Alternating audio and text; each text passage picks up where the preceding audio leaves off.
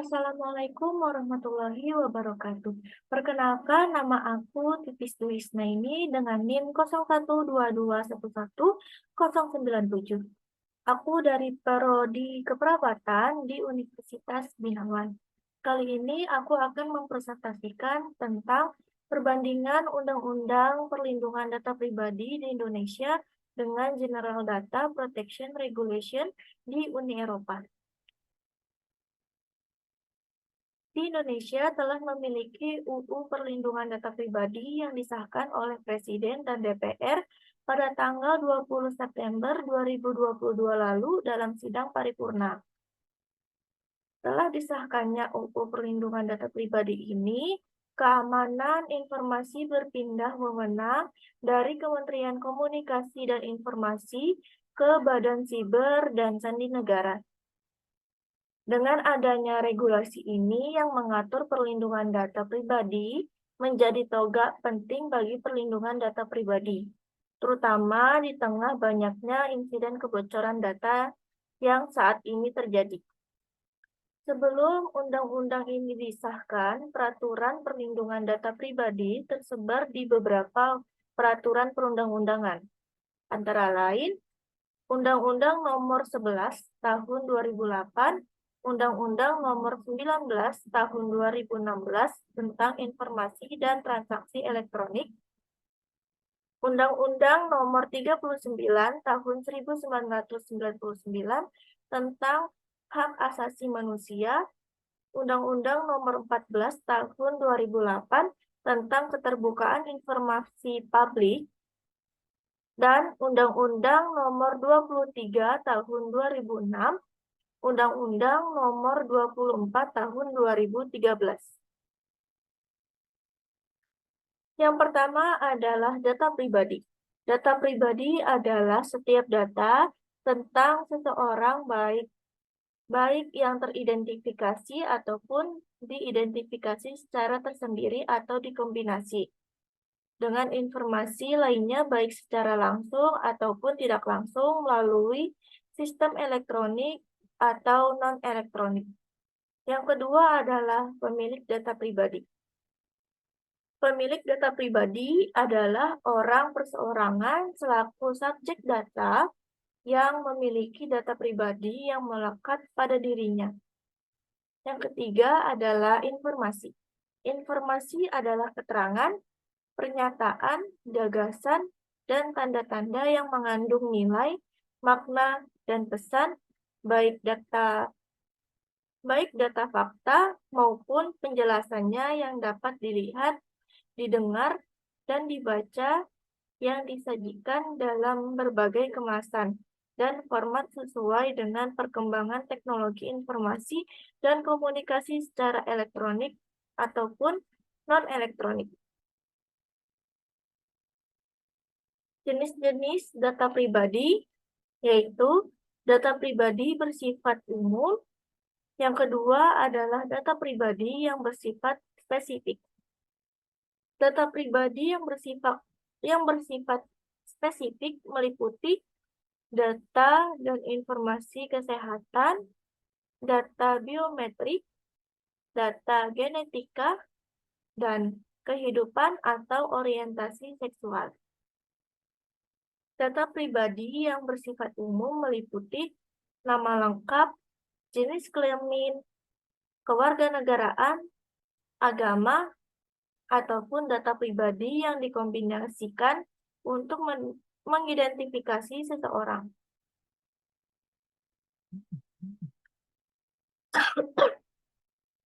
Hak pemilik data pribadi sesuai undang-undang.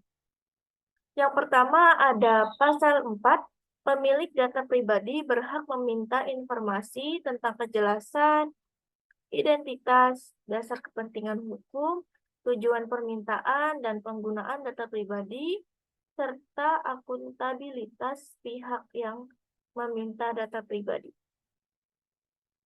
Yang kedua adalah pasal 5. Pemilik data pribadi berhak melengkapi data pribadinya sebelum diproses oleh pengendali data pribadi. Yang ketiga ada pasal 6. Pemilik data pribadi berhak mengakses data pribadinya sesuai dengan ketentuan perundang-undangan. Yang keempat adalah pasal 14. Pemilik data pribadi berhak menggunakan dan mengirimkan data pribadinya ke pengendali data pribadi lainnya, sepanjang sistem tersebut dapat saling berkomunikasi secara aman dengan prinsip perlindungan data pribadi berdasarkan undang-undang. Yang terakhir adalah pasal 8. Pemilik data pribadi berhak untuk mengakhiri pemrosesan, menghapus atau memusnahkan data pribadi miliknya. Hak atas privasi adalah bagian dari Konvensi Eropa tentang Hak Asasi Manusia tahun 1950 yang menyatakan setiap orang berhak menghormati kehidupan pribadi dan keluarganya, rumah, dan korespondensinya. Dari dasar ini, Uni Eropa berusaha untuk memastikan perlindungan hak ini melalui undang-undang.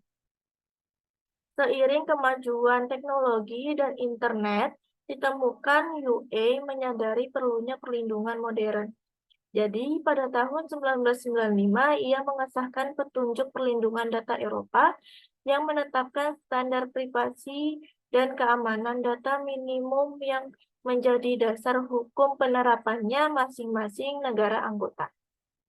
Tetapi internet sudah berubah menjadi data hover seperti sekarang ini.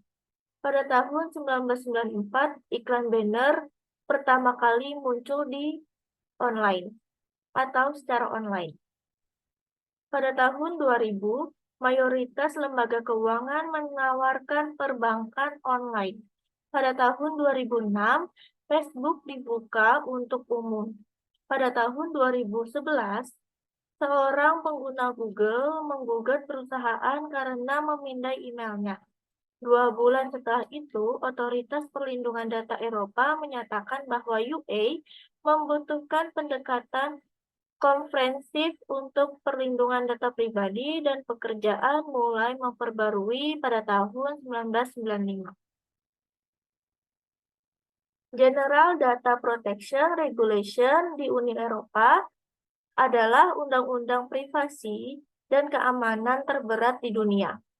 Meskipun dirancang dan disahkan oleh Uni Eropa atau UE, ini membebankan kewajiban kepada organisasi dimanapun, selama mereka menargetkan atau mengumpulkan data yang terkait dengan orang-orang di UE. General Data Protection Regulation akan mengenakan denda berat terhadap mereka yang melanggar standar privasi keamanannya dengan denda mencapai puluhan juta euro. Dengan adanya GDPR, Eropa menunjukkan sikap tegasnya terhadap privasi keamanan data pada saat banyak orang mempercayakan data pribadi mereka, layanan cloud, dan pelanggaran terjadi setiap hari. Regulasi itu sendiri lebih besar, luas jangkauannya, dan cukup ringan dalam hal spesifik, membuat kepatuhan terhadap GDPR menjadi prospek yang menakutkan bagi usaha kecil dan menengah atau UKM. Hak General Data Protection Regulation di Uni Eropa. Yang pertama ada hak individu, yang kedua adalah hak untuk mengetahui kapan data pribadi mereka telah dilanggar. Yang ketiga adalah hak yang lebih jelas untuk menghapus atau untuk dilupakan. Yang keempat yaitu hak baru untuk portabilitas data. Nah, untuk hak individu, GDPR memperkuat hak yang ada, menyediakan hak baru dan memberi individu lebih banyak kendali atas data pribadi mereka. Akses yang lebih mudah ke data individu sendiri, ini termasuk memberikan lebih banyak informasi tentang bagaimana data tersebut diproses dan memastikan bahwa informasi tersebut tersedia dengan cara yang jelas dan mudah dipahami. Yang kedua, yaitu hak untuk mengetahui kapan data pribadi mereka telah dilanggar. Perusahaan dan organisasi harus memberitahu otoritas pengawas perlindungan data yang relevan dalam khusus pelanggaran data serius, juga individu yang terkena dampaknya. Yang ketiga, yaitu hak yang lebih jelas untuk menghapus atau dilupakan. Ketika seseorang tidak lagi menginginkan data diproses dan tidak ada alasan yang sah untuk menyimpannya, data akan terhapus. Yang terakhir adalah hak baru untuk portabilitas data. Ini membuatnya lebih mudah untuk mengirimkan data pribadi antar penyediaan layanan.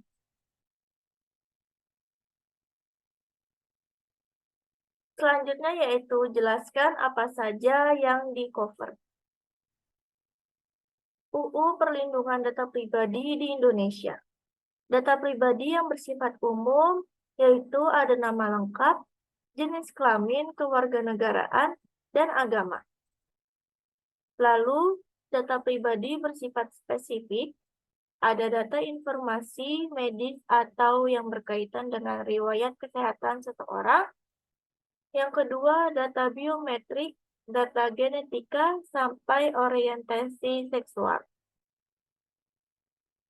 Yang ketiga adalah pandangan politik dan catatan kejahatan. Yang keempat yaitu data anak.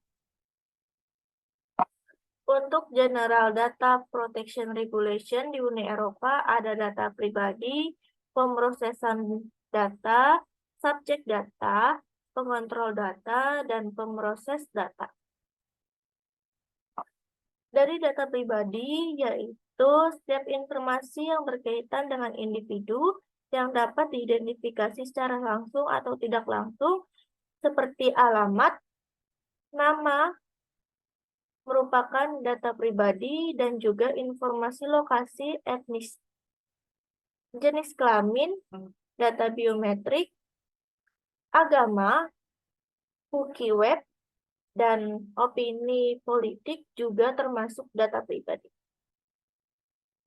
Pemrosesan data yaitu setiap tindakan yang dilakukan pada data baik otomatis ataupun manual. Contohnya yang dikutip dalam teks termasuk pengumpulan, merekam, mengatur, menyusun, menyimpan, dan menggunakan, serta menghapus. Yang ketiga, subjek data. Orang yang datanya sedang diproses, ini adalah pengunjung atau pelanggan situs. Yang keempat adalah pengontrol data, yaitu orang yang memutuskan mengapa dan bagaimana data pribadi akan diproses. Contohnya, jika Anda adalah pemilik atau karyawan di sebuah organisasi, Anda yang menangani datanya. Yang terakhir, pemrosesan data. Pihak ketiga yang memproses data pribadi atas nama pengontrol data, GDPR memiliki aturan khusus untuk individu dan organisasi.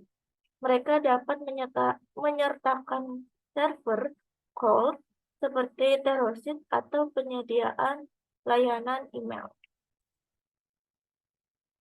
Lalu bagaimanakah sanksi atau hukumannya bila melanggar?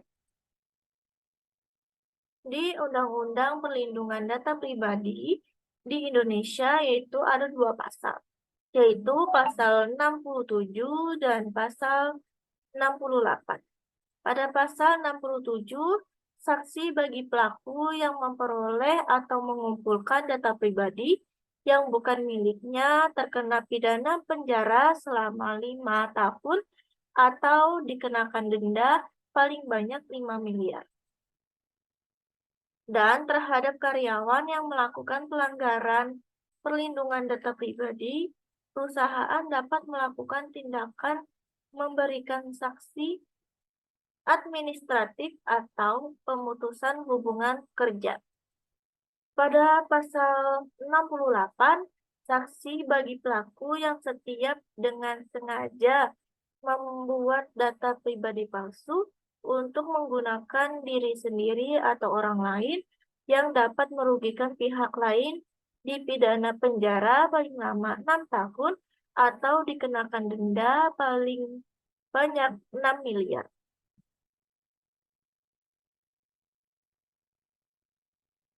Dan bagi General Data Protection Regulation di Uni Eropa, yaitu saksi bagi pelaku yang melanggar peraturan UA telah menetapkan denda besar terhadap organisasi sektor publik maupun swasta yang melanggar ketentuan tersebut. Misalnya, regulator dapat menjatuhkan denda kepada perusahaan sehingga 20 juta euro atau 4% dari pendapatan global jika tidak mematuhi peraturan manapun yang lebih besar. Sekian dari saya, presentasinya kurang lebihnya mohon maaf.